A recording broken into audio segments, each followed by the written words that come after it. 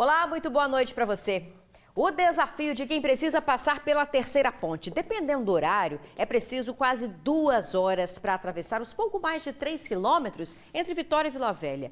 E aumentou nos últimos 6 meses o número de veículos que passam pela ponte. Em média, são 41 mil todos os dias. Quem precisa usar a terceira ponte todo dia está contando os minutos para que as obras sejam finalizadas. Para concluir os trabalhos, a Secretaria de Mobilidade e Infraestrutura precisa recorrentemente estreitar as pistas para garantir as obras.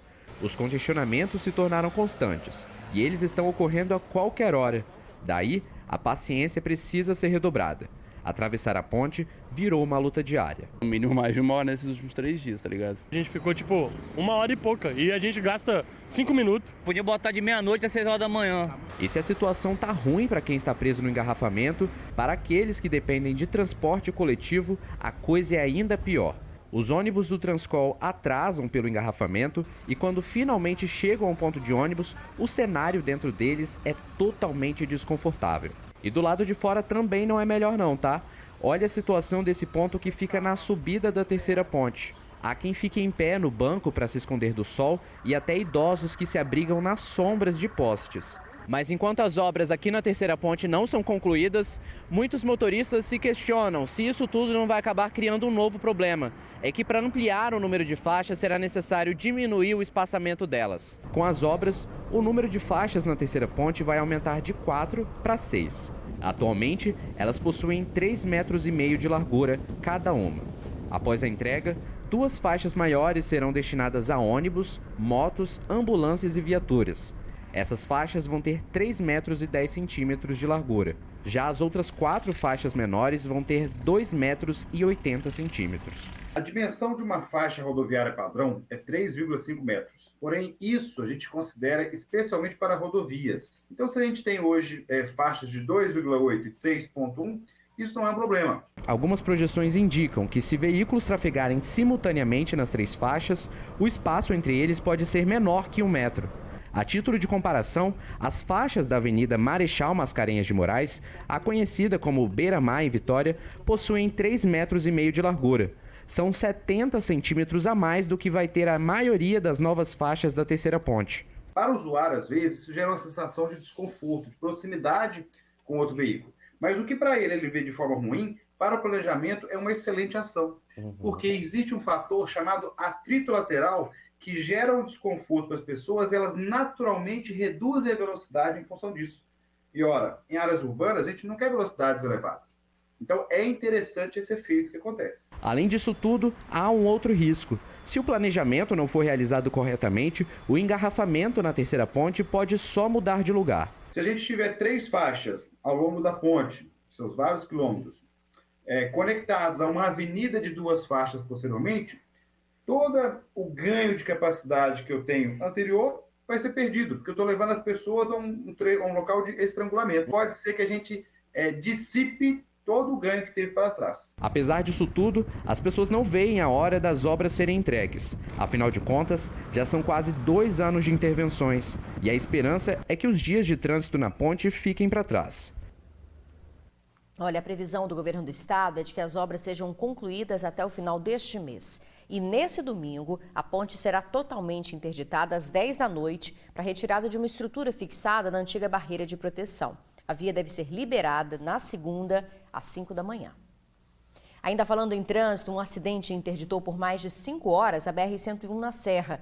A batida envolveu 3 carretas. O condutor de uma delas afirmou que não conseguiu parar porque o freio do veículo falhou.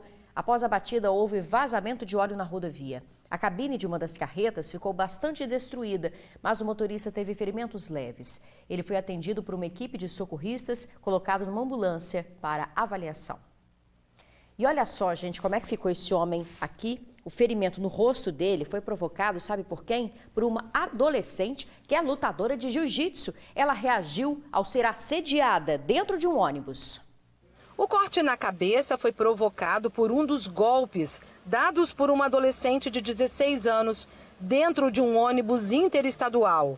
O homem machucado é um importunador sexual Ele foi preso durante a madrugada, após passar a mão nas pernas de uma adolescente de 16 anos. Foi durante a viagem. Por volta de 4h30, 4 horas, eu senti o braço, eu estava dormindo, e eu senti o braço dele em cima assim, do meu tórax, né, no meu peito. Senti a mão dele passando na minha coxa. Aí na hora eu levantei e já fui pra cima e fui chamando meu pai para poder me ajudar. O pai e a irmã não perceberam nada até então, só acordaram com os gritos da adolescente. Quando o pai dela se aproximou, percebeu que a menina já havia dominado o suspeito. Já percebi ela espancando ele, né? Ela já saiu para agressão, para revidor, e aí eu acordei assustado e fui para cima para ver o que estava acontecendo e deparei com a confusão toda, né? Ela reagiu bem à situação. Ainda bem que ela, por ser atleta de jiu-jitsu, ela soube se defender. Maurício Sarau de Souza, de 48 anos, foi preso e levado para a Delegacia Regional de Cariacica. Ele é corretor de seguros e, segundo a polícia, já tem antecedentes criminais. O pai da adolescente afirma que nunca imaginou que passaria por uma situação constrangedora como essa. Bem desagradável, que a gente nunca espera que vai acontecer. Tomamos os cuidados que temos que tomar, mas infelizmente está cheio de pessoas assim. Primeira vez que isso acontece comigo e espero que seja a última. Que ele aprenda a lição, né? O Maurício Sarau de Souza foi autuado em flagrante por importunação sexual e foi levado para o presídio. Ele pulou muros, subiu em telhados para tentar escapar da polícia, mas não teve jeito, viu? O homem acabou preso, acusado de roubar bicicletas e celulares em Vila Velha. O suspeito, de 23 anos, foi preso na tarde desta sexta-feira. A partir do momento que identificamos que eles estavam dentro da casa, foi dada a voz de prisão e nesse momento ele começou a fugir da guarnição, pulando muros de casas, né, ao redor. E esses muros que ele pulava, ele caía e se machucava. Mas a guarnição conseguiu lograr êxito em encontrar ele em cima de um telhado de uma casa, onde foi feita a prisão mesmo, de fato. Ele deixou a prisão em fevereiro e desde então cometeu pelo menos 15 roubos no bairro Ibis, em Vila Velha. As vítimas eram conhecidas, já que ele também morava na região. Ele havia sido preso anteriormente por roubo, tráfico de drogas e extorsão. Desde que ele deixou a prisão, ele vem cometendo os mesmos tipos de crimes, nos mesmos locais. Solicitava o celular, aparelho celular ou bicicleta. E quando a pessoa entregava, ele utilizava de violência para manter em sua posse o objeto, né? Em outros ele assaltava a mão armada mesmo, de acordo com as vítimas. Foi através de denúncias pelo 181 que a polícia chegou ao suspeito. Nós temos 15 pessoas que foram roubadas entre maio e ontem. Desde quando recobrou a liberdade, ele vem agindo. E em meio a essas ações, ele vinha ameaçando algumas vítimas, dizendo que caso elas procurassem a polícia e registrassem a ocorrência, ele voltaria e as mataria.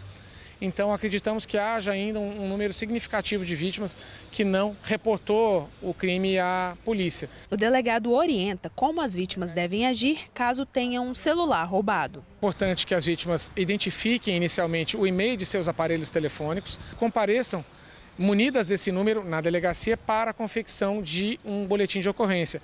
E é importante ainda que, além de informarem esse número durante a confecção da ocorrência, elas informem, entrem em contato com a sua operadora telefônica para que ela também alimente a base de dados da Anatel de forma a impedir que pessoas de boa fé comprem esses aparelhos ou seja, dificultar a reinserção desses aparelhos no mercado. E por falar em celulares, mãe e filha foram presas, acusadas de guardar aparelhos para detentos do sistema prisional do estado. Para cada celular, elas ganhavam R$50. Celulares, carregadores, drogas e dinheiro. O material foi apreendido durante a Operação Katana, realizada pela Secretaria de Justiça. Os policiais penais cumpriam mandados de busca e apreensão. 2 casas foram visitadas em Cariacica. Em uma delas, eles descobriram uma central de carregamento de celulares de presos. A casa fica no bairro São Francisco. A dona da residência, uma comerciante e a filha dela monitoravam os aparelhos para detentos do sistema prisional capixaba. Os aparelhos estavam todos conectados à tomada, né? Existiam as 2 pessoas que foram conduzidas até a 4ª regional conosco no local e os aparelhos estavam todos conectados, carregando, não houve resistência. A comerciante contou à polícia que mantinha essa central de carregamento de celulares há cerca de 1 ano dentro de casa. Ela é dona de uma lanchonete nas imediações de um terminal rodoviário. Vários presos acabam lanchando no estabelecimento dela quando saem da cadeia. Em uma dessas situações, ela recebeu a proposta de um preso para que guardasse os celulares dentro de casa. Por cada aparelho, ela ganharia cerca de R$50. Os presos eles saem para trabalhar, é um trabalho de ressocialização. E se eles saem para fazer uso de telefone, se comunicar com organizações criminosas, cometer crime, eles estão descumprindo o que preconiza a lei, que é a ressocialização. Então existe uma proibição legal que eles não são permitidos a fazer uso desses aparelhos, portanto eles estão descumprindo a lei. Mãe e filha foram presas e levadas para a Delegacia Regional de Cariacica. A Operação Katana é um desdobramento da Operação Terminal, realizada no início do ano, quando 2 mulheres foram presas por fornecerem celulares a detentos do sistema semiaberto. Os presos identificados, eles respondem a um processo administrativo disciplinar que é encaminhado para a Justiça e a Justiça avalia a possibilidade de regressão de regime, ou seja, ele deixa de ficar no regime semiaberto para voltar para o regime fechado. Bom, segundo a Polícia Civil, a mulher tem 42 anos, a filha é uma adolescente de 17 e as duas agora vão responder em liberdade pelo crime de favorecimento real. A seguir, médico alerta para o aumento de mortes por mal súbito em jovens. É já já. Um casal de comerciantes reclama de usuários de drogas que estariam causando transtornos no bairro Andorinhas, em Vitória. Uma mulher que frequenta o local entrou hoje no estabelecimento e causou muitos estragos. Veja na reportagem. No vídeo, a suposta freguesa passa pelo caixa após tomar um café no estabelecimento. Ela conversa com o dono da mercearia que fica em Andorinhas. A mulher paga o que consumiu e sai. Pouco tempo depois, ela volta e começa a discutir com o comerciante. Parece estar transtornada. De repente, a mulher pega a máquina de cartão de crédito. A discussão continua. O comerciante sai de trás do balcão para tentar pegar a maquineta, mas a mulher joga no chão. O homem pega o celular e parece ligar para alguém. Enquanto conversa ao telefone, a mulher, ainda transtornada, dá um soco no rosto dele. O dono da mercearia pede ajuda. A esposa do comerciante, que estava em casa, desceu para poder ajudar. Chegando na mercearia, ela percebeu que o marido a todo momento tentava tirar a mulher de dentro do estabelecimento, mas ele não tinha sucesso. A todo momento, essa suspeita partia para cima dele. Foi aí que ela entrou no meio, ali no intuito de separar a briga. A suspeita pegou um cigarro aceso e acabou queimando o braço dela. E ela agressiva, xingando, falando, eu quero meu dinheiro, eu quero não sei o quê, querendo colocar as pessoas contra a gente, como se a gente tivesse tomado o dinheiro dela, assim. Aí ela veio pra cima de mim, foi onde eu segurei ela pelo pescoço e ela me queimou com cigarro. Depois da agressão, a suspeita fugiu do local, mas acabou presa pela polícia militar pouco tempo depois. Ainda estava no bairro Andorinhas. Mesmo algemada, ela teria quebrado o cofre da viatura no caminho para a delegacia. Os donos da mercearia ficaram revoltados. Eles afirmam que constantemente vivem situação de perigo dentro do estabelecimento. Eu, sinceramente, eu espero que ela seja presa, que ela fique presa por um bom tempo, porque, querendo ou não, ela ameaça. A todo momento ela ameaçou, falou assim, vou furar sua artéria. É nesse nível. A Polícia Civil disse que a mulher foi autuada em flagrante por roubo qualificado, dano ao patrimônio e resistência à ação policial e será, sim, encaminhada ao centro de triagem de Viana. A quantidade de pessoas até os 35 anos que está morrendo por problemas no coração aumentou, viu? Os médicos alertam, é importante ver as condições de saúde e também o preparo físico antes de iniciar os exercícios. Quem anda pelas orlas da Grande Vitória já está acostumado a ver pessoas caminhando, mas infelizmente essa visão de sociedade saudável e ativa não condiz com a realidade. Vem crescendo o número de mal súbito e até de mortes por doenças cardiovasculares. Infarto, parada cardíaca e acidente vascular cerebral. Juntas, essas 3 doenças já são a principal causa de morte em todo o mundo. Porém, o que mais tem chamado a atenção da comunidade médica é o grande número de morte de pessoas jovens por essas 3 doenças. Para se ter uma ideia, nos últimos 15 anos, mais que dobrou o número de infartos em pessoas com até 30 anos. O aumento de infartos nos 10 anos chega ao ponto seguinte: nós saímos de 5 mil infartos por mês dos homens para 12 mil infartos atualmente de internações por infarto agudo miocárdico. E nas mulheres, saiu de 2 mil para 6 mil internações. Então nós vimos assim, a gente está, por mais que a ciência esteja evoluindo, nessa situação nós estamos hoje piorando em relação às doenças cardiovasculares. Nessa quarta-feira, o policial rodoviário federal Renan da Silva Toneto, de 34 anos, teve um mal súbito enquanto jogava futebol e acabou morrendo. Além dele, o filho do jogador de basquete, LeBron James, também foi parar no hospital.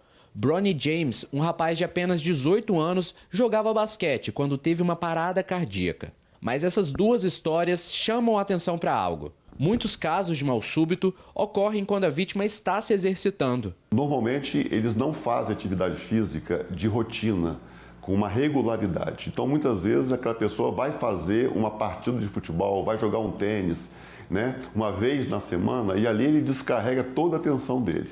A morte súbita, na verdade, você pode ter o início de um sintoma que as pessoas, às vezes, não dão importância, como uma fadiga, um desconforto nas costas, achando que é um problema de coluna, uma dor epigástrica, achando que é um problema gástrico, uma falta de ar sem nenhuma motivação, e essa pessoa vem a ter uma parada cardíaca no espaço aí de 1 hora após iniciados os sintomas. Hoje já se sabe que são vários os fatores de risco para as doenças cardiovasculares. A saúde mental, por exemplo, possui um grande impacto. Por isso, o cuidado não pode ser apenas com o preparo físico. O estresse hoje, ele adianta muitas vezes, né, um problema que seria para daqui a 10, 12, 15 anos. O melhor mesmo é seguir o exemplo dessa galera que sempre arranja um tempinho para se exercitar. Eu confesso que eu era bem sedentária. Agora que eu comecei mais esse ano mesmo, esses 6 meses, comecei a correr 3 vezes na semana. Fui na nutricionista, porque antes eu realmente não tinha esse cuidado. Eu tive um irmão que ele teve um infarto fulminante. Eu, graças a Deus, não tenho nada, mas eu me cuido. Era para parecer um coqueiro, mas chamou tanta atenção que virou polêmica em um dos cartões postais mais bonitos do estado. Os detalhes em instantes. Um dos cartões postais mais bonitos do estado ganhou uma torre disfarçada, olha aí. Olhando assim, gente, parece uma palmeira. Mas se trata de uma antena de telefonia que foi instalada sem autorização. A Prefeitura de Domingos Martins diz que a antena é da Vivo. A empresa ainda não teve liberação para a instalação. Diz que o equipamento nesse Parque Estadual Pedra Azul causa uma poluição visual e gera um prejuízo para o cenário moldado pela natureza. A empresa será notificada para colocar a antena em outro ponto da região. Já a Vivo diz que foi uma empresa terceirizada que instalou essa antena aí. O TN2 fica por aqui. Uma boa noite para você. Muito obrigada pela sua companhia. Um ótimo fim de semana. Até segunda.